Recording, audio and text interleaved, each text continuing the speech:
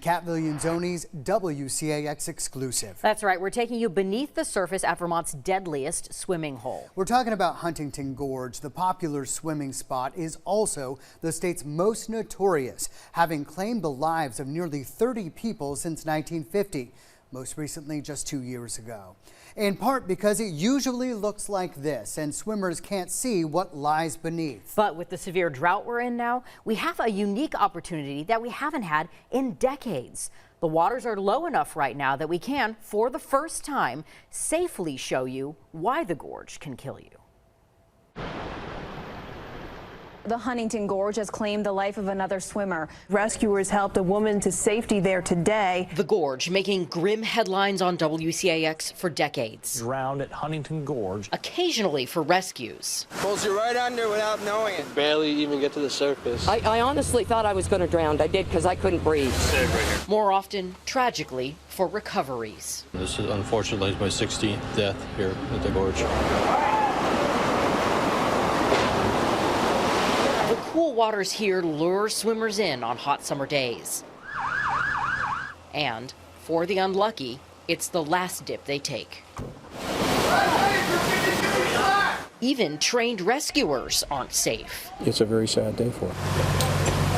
In 1992, Vermont State Police Sergeant Gary Gabbery drowned while trying to recover a young man's body. The merciless current and debris hidden beneath do not discriminate. Yep, we came here a couple Julys ago. Sergeant John Prack knows that well after 10 years with the Vermont State Police dive team. He remembers arriving at this beach and finding a victim's belongings still waiting on the shore for a woman who would never come back. People think it's a nice big deep pool I can get in, and then unfortunately the current will sweep you off your feet and pull you right to the gorge. You can hear we're just feet from the falls. And normally, the water might be a couple feet higher. High enough, he says, that it hides this narrow channel by the ledge. It doesn't look dramatic, and that's the danger. You can't tell the water's moving under there. On the surface, it might look fine and calm, but when it's at depth and it's rushing through that deeper part, you can't tell how fast that water is actually flowing through the gorge here. And if you go over the falls, Sergeant Pratt can now show you why you're probably not coming out the other side. It's like a pasta strainer.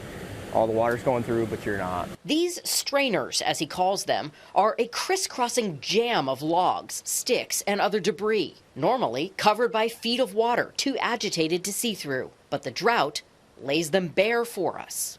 Because you can see more now that the water isn't running over it, does it give you a different perspective of what dangers are under there? Yeah, absolutely. It's really easy now to see like the magnitude of how bad these strainers are. It's not just 1 or 2 logs, it's 5, 6, 7, 8 logs and all the branches and all the little sticks that get stuck in there. Right here is a great example of some debris that would normally be hidden, but you can see it right now. Take a look over here. The top part of that log there that's sticking out, you might see that when the water is raging here. However, add 10 to 15 feet more water and this log right here underneath, you wouldn't even see that, and that is a place where you could easily get trapped. And you can't swim out of it, you can't fight out of it, you can't climb out of it because so much water pressure is pushing you against those logs.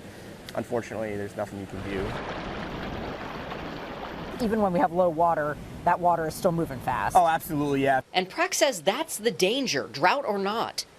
Pools in the gorge that daredevils sometimes dive into have debris or boulder traps and a current that will pin you if your leg gets caught. I could totally see how people would get complacent and be like, yeah, oh, it's just water there. Great pool, I can jump in here and be fine, and not knowing that everything is just ripping underneath it. He points out to me the craters and chutes, now exposed, that the powerful current has cut into the rock over time. He lives nearby and knows that despite the gorge's infamous reputation and the many signs warning of danger and death, on a hot day, this spot will still be busy.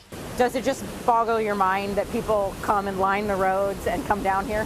Yeah, on my way to work, I mean, just the amount of people that are lined along the road, such a dangerous area, and people still flock here. He hopes that these underwater hazards revealed by the drought will give you pause the next time the gorge looks like this again.